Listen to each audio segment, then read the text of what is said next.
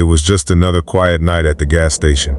A dead-end job, barely any customers, and long hours staring at security monitors. But that night, something was different. Something was watching me. And by the time my shift ended, I knew one thing for sure. I was never working there again. It started out normal. A trucker came in, grabbed some jerky and an energy drink, mumbled something about making good time, and left. The store was silent again. Just the hum of the fluorescent lights and the faint buzzing from the old fridge in the back. I checked the security monitors, just out of habit. And that's when I saw it. Someone was standing near the dumpster at the edge of the lot. Just standing there, not moving. Too far to make out any details in the grainy feed, but I could tell they were tall. Too tall. At first, I figured it was some homeless guy looking for food, so I grabbed the flashlight and stepped outside. The night air was still, too still.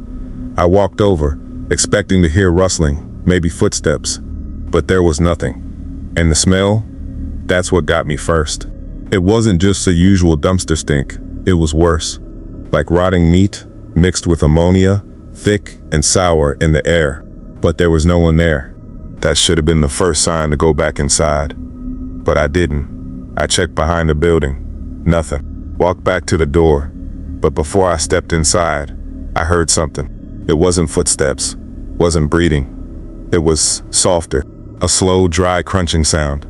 Like leaves being crushed underfoot, but stretched out, unnatural. Like something was taking its time. I locked the door behind me. The next hour crawled by, or maybe it flew by. I don't know. Time felt weird. One moment I was staring at the monitors, the next, an hour had passed. But it didn't feel like an hour. Then, I saw it again. It was closer, standing near pump number 3 now. Still not moving, still too far for details, but I could feel it watching me. Then the power flickered, just for a second. The security feed cut to static. When it came back, it was gone. I stepped outside again, but the lot was empty. The smell was stronger this time. My breath felt heavier, like the air itself was pressing down on me. As I turned to go back inside, I heard that sound again. That slow, deliberate crunching. And this time, it was closer. I didn't look back. I locked the door and stayed inside. 3:30 a.m. The store was empty. My hands were shaking now, but I kept watching the cameras. I had to know if it was still there. And then, it knocked. 3 soft taps on the glass. I looked up. There was nothing there. I checked the monitor. The front camera feed was glitching, flickering in and out. And for a split second, I saw it. Too close. Way too close. Pressed against the glass, its face was all wrong. Stretched too long, mouth hanging open, like it was gasping for air. Eyes too deep, too dark, like staring into a hole in the ground. Then the screen cut out. When it came back, the thing was gone. But I knew it wasn't. I shoved the shelf in front of the door. 4:30 a.m. The power flickered again, the lights dimmed. The air felt thick, pressing in on me. Something was moving outside. I could hear it. That same, slow, deliberate crunching. I didn't check the cameras. I didn't move. I just stood there, gripping the baseball bat we kept behind the counter, trying to stay quiet.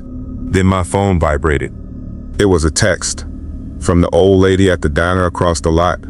Just one sentence: don't open the door.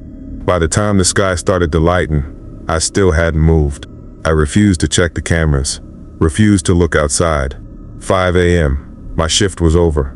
My coworker walked in, yawning, complaining about how dead the place had been all night.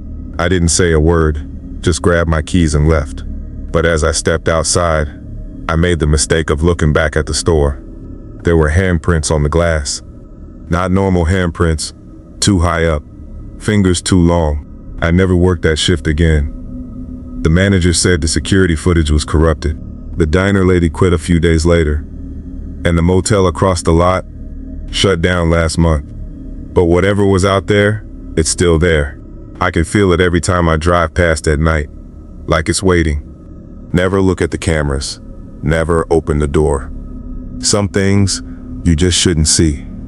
Some doors should never be open. If you made it this far, Subscribe for more eerie stories.